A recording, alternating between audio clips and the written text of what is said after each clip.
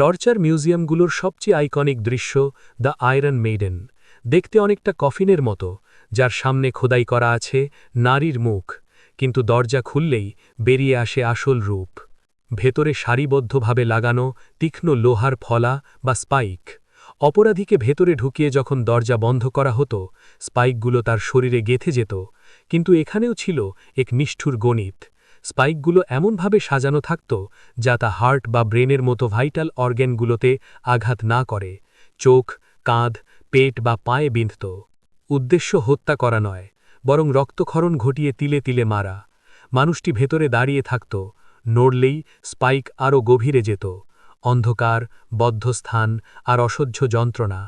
যদিও অনেক ইতিহাসবিদ বলেন আয়রন মেইডেন হয়তো মধ্যযুগে ততটা ব্যবহৃত হয়নি যতটা ভিক্টোরিয়ান যুগে অতিরঞ্জিত করা হয়েছে, তবুও এটি মানুষের নিষ্ঠুর কল্পনার এক চূড়ান্ত নিদর্শন।